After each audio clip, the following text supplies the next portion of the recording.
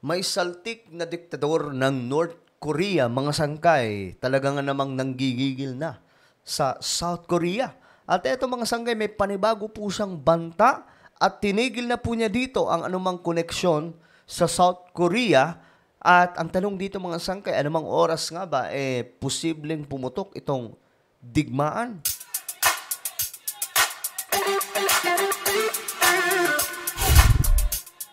Hello, what's up mga sangkay? Magandang oras po sa lahat ng mga nanonood ngayon, lalong-lalo na po ang lahat ng mga solid sangkay na lagi pong andito at nag-aantabay. Anyway, before po tayo magsimula, pakisubscribe po muna yung ating YouTube channel. Ayan po sa baba ng video na to, makikita nyo po mga sangkay ang subscribe button.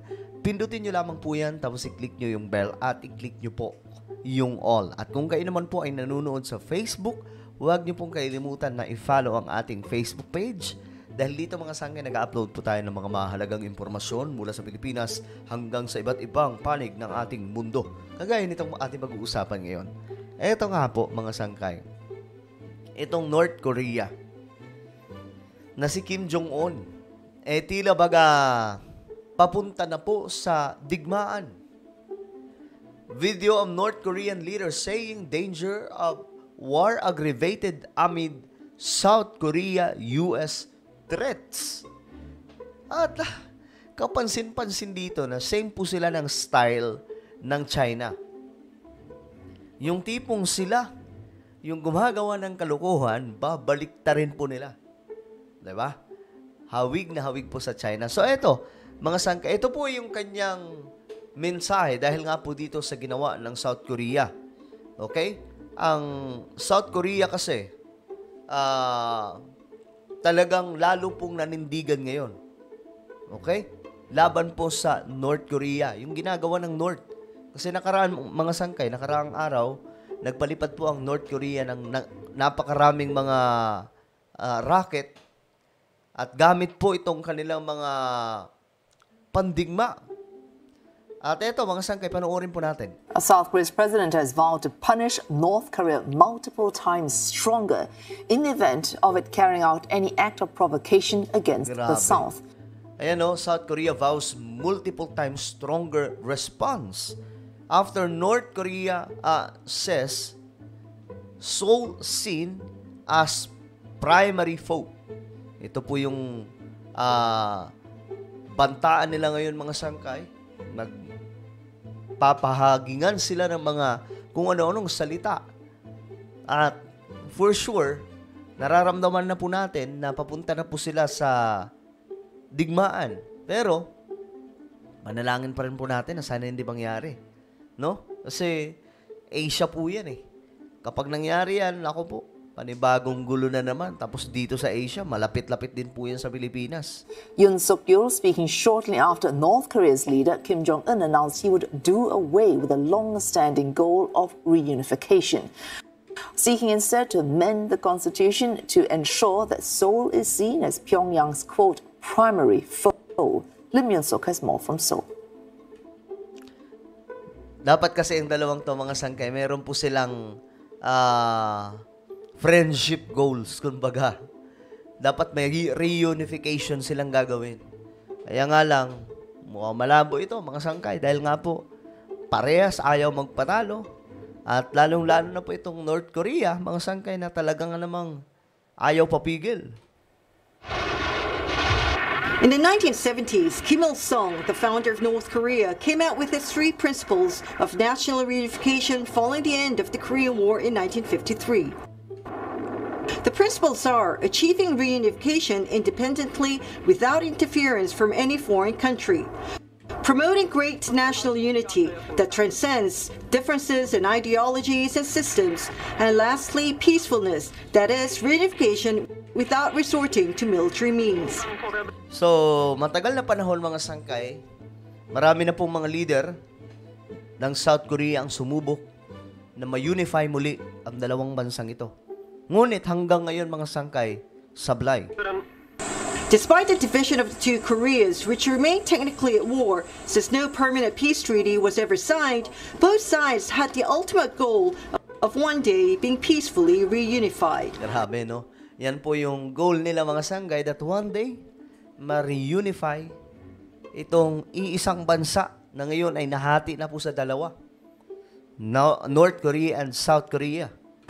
And so Kim Il-sung's son, Kim Jong-il, followed through these principles. And so did his son, Kim Jong-un.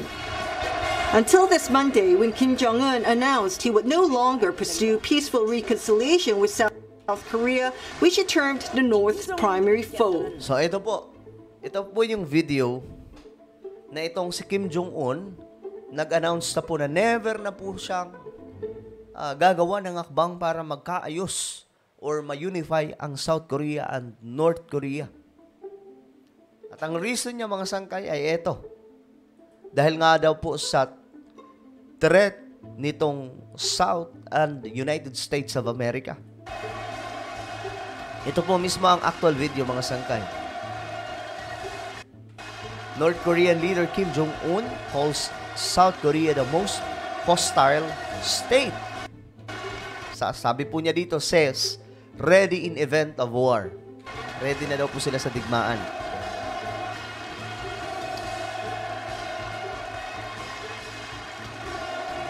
Ganyan po sila sumamba kay Kim Jong-un, no? Ang tagal ng palakpakan.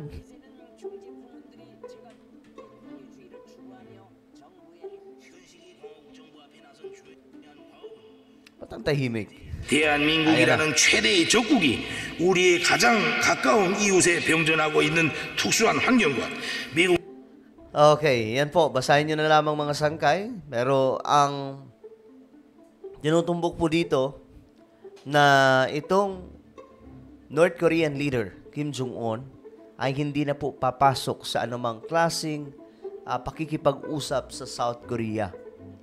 At ang pagkakaalam po natin, di ba mga sangkay, mayroon pong chance sana na ma-unify ang dalawang bansang ito.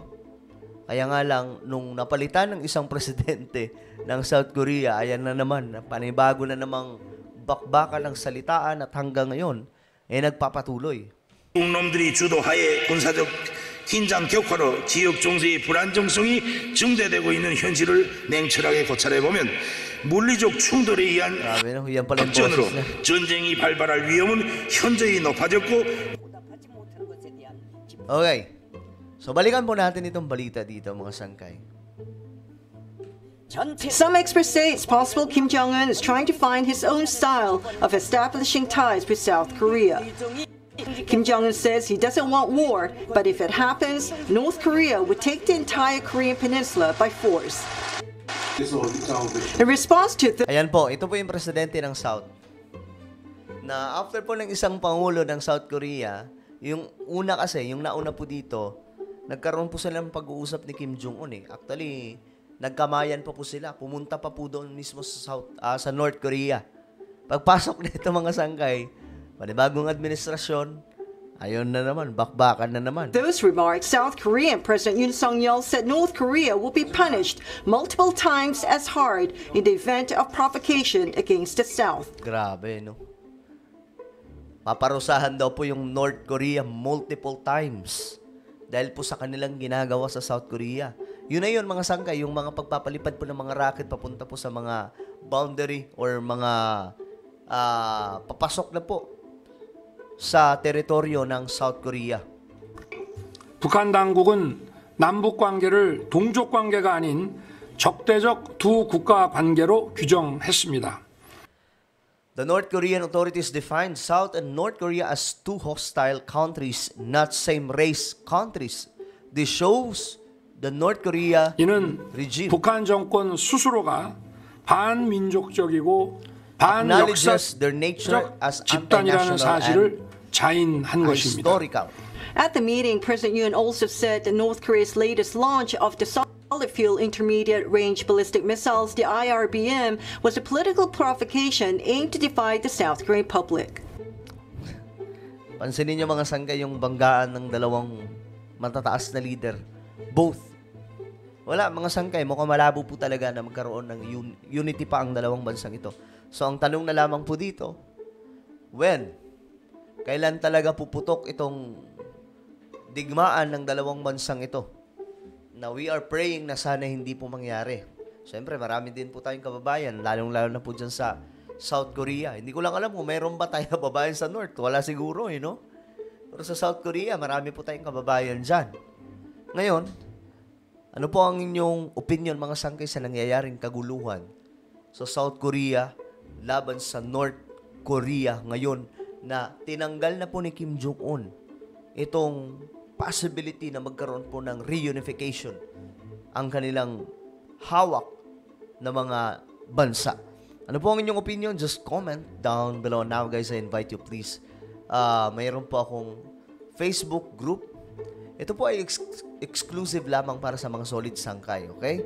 Kung ikaw ay solid sangkay, talagang 100% solid sangkay, hanapin nyo lamang po ito sa Facebook. At kapag nakita nyo na, mag-join group kayo, but huwag nyo pong kailimutan na i-follow.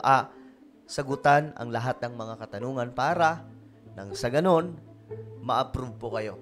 Okay? So, ako na po ay magpapaalam hanggang sa muli. This is me, Sangkay Janjan. Palagi nyo pong tatandaan that Jesus loves you. God bless everyone.